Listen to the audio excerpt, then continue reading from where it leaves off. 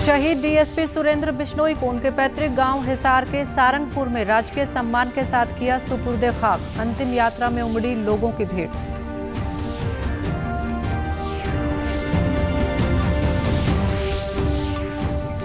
DSP Surendra Bishnoi की हत्या के मुख्य आरोपी डंपर चालक को राजस्थान के भरतपुर से किया गिरफ्तार। पूछताछ के लिए मिला 5 दिन का पुलिस रिमांड।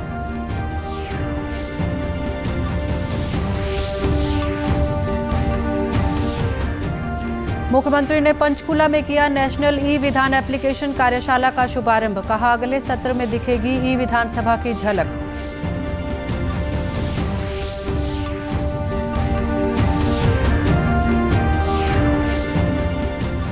और हरिद्वार से प्रदेश में लौटने लगे कांवड़िए। बारिश में भी कम नहीं हुआ उत्साह। शिव भक्तों ने जगह जगह लगाए भंडारे।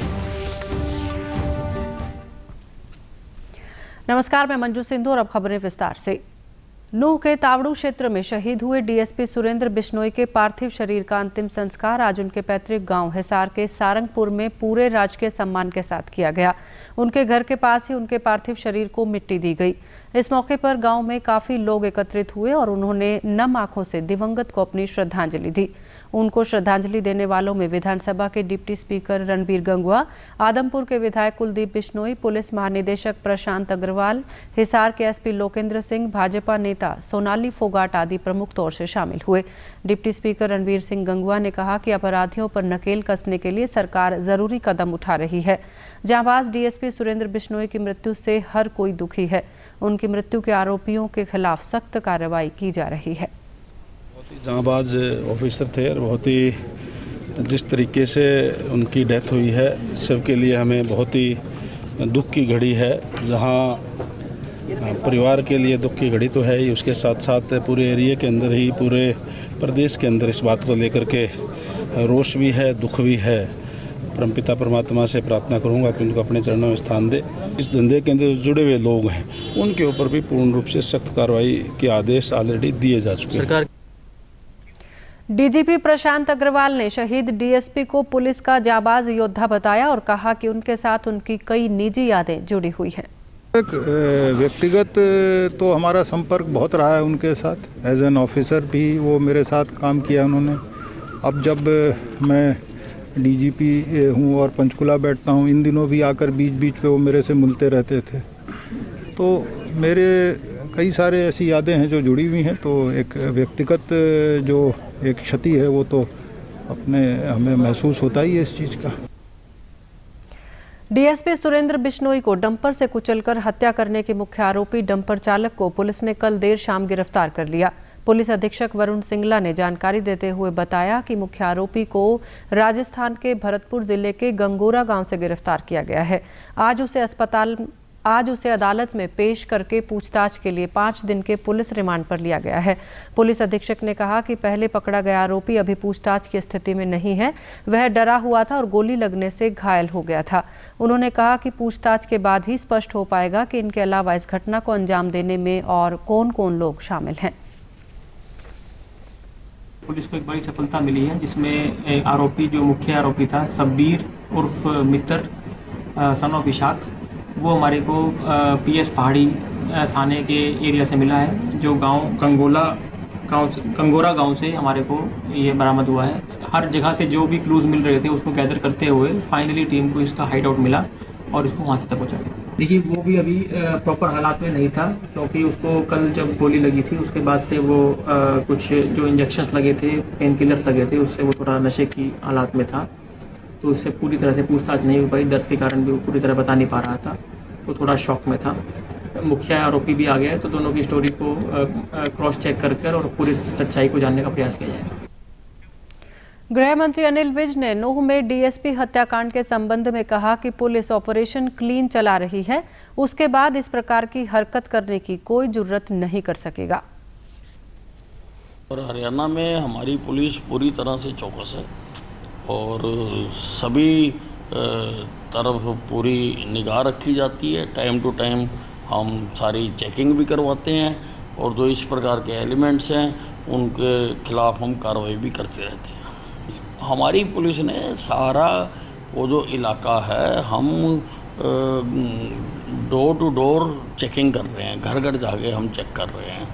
3 कंपनियां हमने वहां पर लगाई हैं और सारा हम चेक कर रहे हैं, घर घर जाकर चेक कर रहे हैं। मुख्यमंत्री मनोहर लाल ने आज पंचकूला में हरियाणा विधानसभा की नेशनल ई विधान एप्लीकेशन नीवा पर 2 दिवसीय कार्यशाला का शुभारंभ किया। शुभारंभ कार्यक्रम में विधानसभा के स्पीकर ज्ञानचंद गुप्ता और संसदीय कार्य मंत्री कंवरपाल भी उपस्थित थे। इस अवसर पर उन्होंने कहा कि आगामी विधानसभा सत्र में ई विधानसभा की झलक देखने को मिलेगी और विधानसभा में विधायकों के सामने टैबलेट की स्क्रीन नजर आएगी। मुख्यमंत्री ने कहा कि हरियाणा को शीघ्र ही विधानसभा का नया भवन भी मिलेगा। नया भवन बनने के बाद भी हरियाणा विधानसभा का मौजूदा भवन भी मौजूद रहेगा। तो में विधानसभा की सारी जो कार्य पद्धति है, जो विधि हमारी चल रही है, उसके आगे बढ़ने में एक मील का पत्थर ये साबित होने वाला है, क्योंकि अब सारी दुनिया वो एक प्रकार से डिजिटलाइजेशन की ओर बढ़ रही है कि विधानसभा में अब हम ई सेवा इसके माध्यम से अपने सारे काम अब ऑनलाइन करेंगे। सावन माह की शुरुआत हो चुकी है। हरिद्वार गंगोत्री से गंगा जल लेकर सिरसा, डबवाली, बरवाला और हिसार की ओर जाने वाले कावड़िए बम बम का जय घोष करते हुए कैथल से गुजर रहे हैं। भारी बरसात के बावजूद कावड़ियों के श्रद्धा और उत्साह में कोई कमी नहीं आई है। कैथल में शिव भक्तों के द्वारा कावड़ियों की सेवा के लिए भोजन, दवाइयों और आराम करने के लिए टेंट का प्रबंध किया हुआ है। कावड़ियों की सेवा करने वाले शिव भक्तों ने कहा कि कावड़ियों की सेवा करने से भगवान शिव खुश होते हैं। कावड़ियों ने कहा कि सुख शांति की कामना को लेकर वे पिछले कई वर्षों से कावड़ लेकर आ रहे हैं और भोले बाबा सबकी मनोकामनाएं पूरी करते हैं। इन कावड़ियों में कई किन्नर भी कावड़ लेकर आ रहे हैं। उन्होंने कहा कि वे लोगों की सुख शांति और समृद्धि की कामना के साथ हरिद्वार से कावड़ लेकर आ रहे हैं। हम 27 साल से आ रहे हैं जी, 27 साल से सिरसा से आ रहे हैं। सभी हमारे भोले हैं। ये गाड़ी इसलिए बनाई है कि कोई पैरों में छाला पड़ गया, कोई कुछ हो गया तो उसे बिठा लेते हैं हम। बाकी हमारी कावड़े तो वैसे ही आती है। हम तो ये कहना चाहते हैं कि सब आवे, अच्छा लगता है। मैं कि पूरे हिंदुस्तान में कावड़े लेके आवे, सबके लिए सुख शांति के लिए आना चाहिए सबको। मांगते 20 साल से जो कावड़ आ रही है हमारे से, हम दुआ मांगते कि बाबा जी सबको सुख शांति रखे। जितने भंडारे करने वाले हैं सुख शांति सबको रखे। सारे दुनिया के अंदर जितने भी भंडारे हो रहे, गाँव हो रहे हैं, उसको सुख शांति रखेगी भंडारे वाले को। कावड़ लाने में हमें बहुत ही प्रसन्नता होती है और मालिक की दया से अपने देश में, अपने समाज में, अपने हिंदुस्तान में सभी इस कावड़ की बड़े दिल से और सच्चे मन से इंतजार करते हैं कि कब शिवरात्रि आए, कब कावड़ लेने जाए। इसीलिए हम सब अपने दिल और मन से, सच्चे मन और श्रद्धा भाव से और बड़े ही हर्षोल्लास के साथ हर साल यहाँ शिवरात्रि को कावड़ लेने जाते हैं। नीलकंठ जाके आए हैं, जल चढ़ा के आए हैं। ये हर बार हम ले जाते हैं कावड़, और कावड़ ले जाते टाइम पर हमारे को अच्छा लगता है और बस सबकी मनोकामनाएं पूरी होती है और बस मन को शांति मिल जाती है कि हम कावड़ लेके जा रहे हैं भोलेनाथ की। मन की सबकी इच्छा पूरी होती है। आज़ादी के अमृत महोत्सव के तहत प्रदेश में 18 साल से ज़्यादा उम्र के नागरिकों को कोविड-19 की बूस्टर डोज लगाई जा रही है। हरियाणा स्वास्थ्य विभाग की महानिदेशक डॉक्टर वीना सिंह ने कहा कि प्रदेश में 15 से 18 वर्ष के 58% से ज़्यादा विद्यार्थियों को पहली खुराक और 48% से ज़्यादा को दूसरी खुराक दी जा चुकी है। वहीं हर घर दस्तक कार्यक्रम के तहत जून महीने में 5 लाख से अधिक टीके लग चुके हैं। जनवरी 2021 में लॉन्च की थी वैक्सीन और तब से लेके आज तक हम 4.4 करोड़ लगा चुके हैं, including the first and second dose. First dose में हमने 102% किया है, सेकेंड डोज में 98। स्कूल्स के अंदर between the age group of 15 to 18 जैसे ही खुला, उसमें भी हमने 58% फर्स्ट डोज की कवरेज करी हुई है एंड सेकेंड डोज की हमारी है 48%। और हर तरीके से स्कूल्स में at all platforms we are encouraging vaccination on site। फिर हर घर दस्तक हमने जून में लॉन्च किया था, उसमें हमने 5 लाख तक की वैक्सीनेशन करवा दी है। डॉक्टर सांत्वना शर्मा ने कहा कि प्रधानमंत्री नरेंद्र मोदी के नेतृत्व में 200 करोड़ वैक्सीनेशन की डोज देने का जो मुकाम हासिल किया है वो भारत के लोगों के लिए गर्व की बात है। प्रधानमंत्री नरेंद्र मोदी के कुशल नेतृत्व और स्वास्थ्य कर्मियों की मेहनत का ही परिणाम है जो आज हम इस आंकड़े को छू पाए हैं। अभी बूस्टर डोज लगाई है और उससे मुझे कोई भी प्रॉब्लम नहीं हुई है, बल्कि मैं अपने आप को सेफ़ महसूस करती हूँ क्योंकि मैं डिस्पेंसरी में पेशेंट्स के बीच में बैठती हूँ। और ये जो प्रधानमंत्री जी का कदम है, ये बहुत अच्छा कदम है, जिसमें 200 करोड़ हम लोगों ने, मतलब ये पहला है, भारत जो है पहला देश है पूरे विश्व में जिसने जो है 200 करोड़ का आंकड़ा पार किया है। और ये उनके ही जो है मार्गदर्शन से और उनके जो उन्होंने जो इतने प्रयास किए हैं और हमारे जो हेल्थ वर्कर्स हैं उनके प्रयासों से ये आंकड़ा हम छू पाए हैं। बूस्टर डोज लगवा चुके स्थानीय निवासियों ने अन्य लोगों से भी बूस्टर डोज लगवाने का आह्वान किया। बूस्टर डोज लगवाई है, मुझे उसके बाद कोई फीवर नहीं हुआ, कुछ ऐसा कुछ भी नहीं हुआ, कोई बैड इफेक्ट नहीं हुआ। और 200 करोड़ जनता को जिसको प्रधानमंत्री मोदी ने ये लगवाया है, शुरू किया है टीके का, इंजेक्शन का, तो ये ज़रूर लगवाना चाहिए सबको। अपने लिए भी ज़रूरी है और दूसरों के लिए भी बहुत ज़रूरी है। मैं सभी हिंदुस्तान के नागरिकों को कहना चाहता हूँ, कोरोना अभी भी गया नहीं है, कोरोना अभी भी है और इसके बचने के लिए सिर्फ एक ही उपाय है, वो है वैक्सीन, और वैक्सीन तुरंत लगाइए।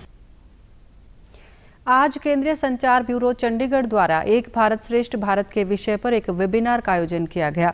इस वेबिनार में हरियाणा और तेलंगाना की संस्कृति के विविध पहलुओं पर चर्चा की गई।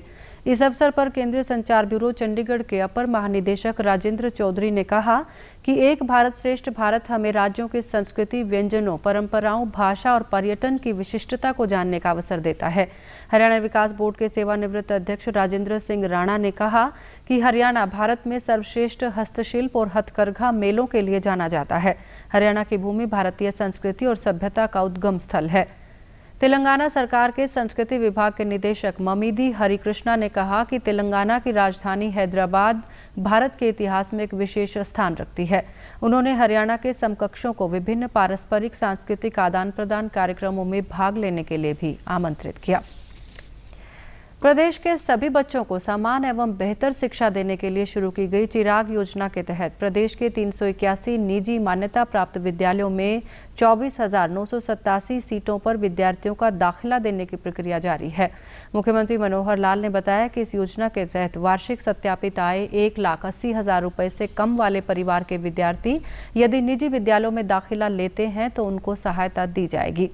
इसके तहत कक्षा 2 से 5वीं तक प्रति विद्यार्थी 700 रुपये, कक्षा 6 से 8वीं तक प्रति विद्यार्थी 900 रुपये और कक्षा 9वीं से 12वीं तक प्रति विद्यार्थी 1,100 रुपये प्रति माह की दर से प्रतिपूर्ति राशि या फॉर्म 6 में घोषित शुल्क राशि जो भी कम होगी वो विद्यालयों को अदा की जाएगी। यदि ये विद्यार्थी सरकारी स्कूलों में पढ़ते हैं तो इनसे कोई शुल्क नहीं लिया जाएगा। मुख्यमंत्री मनोहर लाल ने कहा कि राज्य में निःशुल्क और अनिवार्य बाल शिक्षा का अधिकार अधिनियम की धारा 12 को पूर्णतः लागू करते हुए सभी मान्यता प्राप्त निजी विद्यालयों में कक्षा 1 या इससे पूर्व की कक्षाओं में 25% सीटों पर कमजोर वर्ग से संबंधित विद्यार्थियों को निःशुल्क शिक्षा प्रदान करने का प्रावधान अलग से किया गया है। प्रदेश के मुख्यमंत्री मनोहर लाल ने कल पंचकुला मेट्रोपॉलिटन डेवलपमेंट अथॉरिटी की प्रथम बैठक की अध्यक्षता की। उन्होंने कहा कि अथॉरिटी के गठन से पंचकुला जिले के विकास को गति मिलेगी। इसके पीछे सरकार का उद्देश्य पंचकुला में रोजगार के अवसर पैदा कर वहां के निवासियों को गुणवत्तापूर्ण जीवन उपलब्ध करवाना है। उन्होंने कहा कि पंचकुला को गुरुग्राम और फरीदाबाद की तर्ज पर विकसित किया जाएगा। इसके अलावा पंचकुला में सिटी बस सर्विस शुरू करने समेत कई अन्य सुविधाएं चालू करने की संभावनाओं का भी खाका तैयार किया गया है।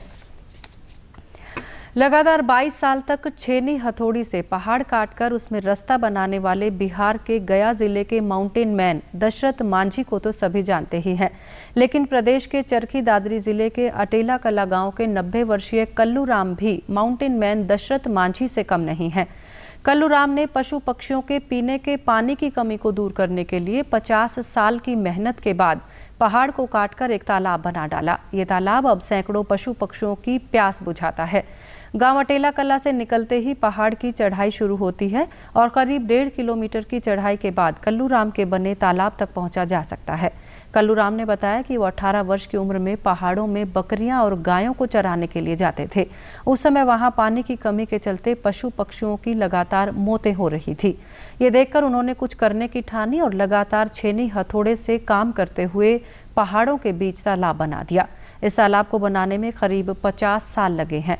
इस काम में कल्लूराम के बेटे वेद प्रकाश और पोते राजेश भी उनका पूरा साथ दे रहे हैं।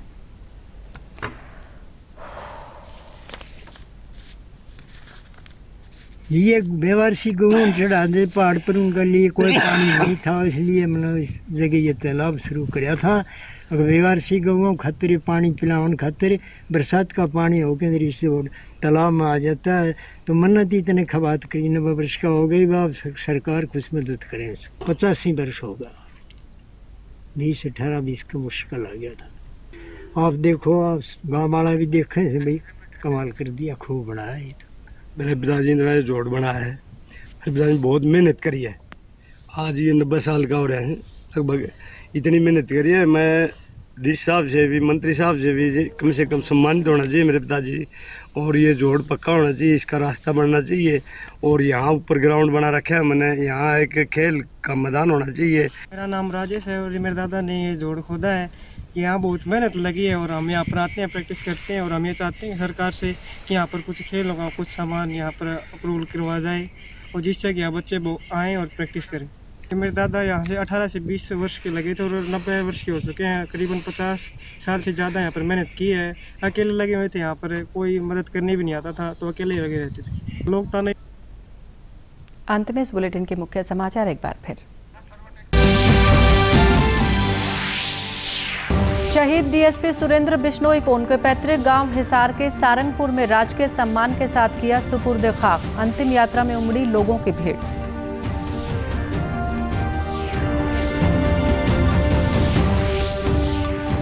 डीएसपी सुरेंद्र बिश्नोई की हत्या के मुख्य आरोपी डंपर चालक को राजस्थान के भरतपुर से किया गिरफ्तार। पूछताछ के लिए मिला 5 दिन का पुलिस रिमांड।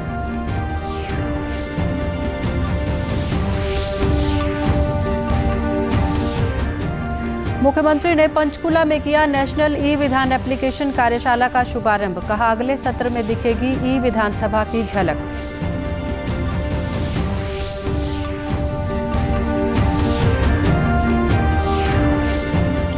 और हरिद्वार से प्रदेश में लौटने लगे कांवड़िए। बारिश में भी कम नहीं हुआ उत्साह। शिव भक्तों ने जगह जगह लगाए भंडारे। समाचारों में आज के लिए इतना ही। नमस्कार।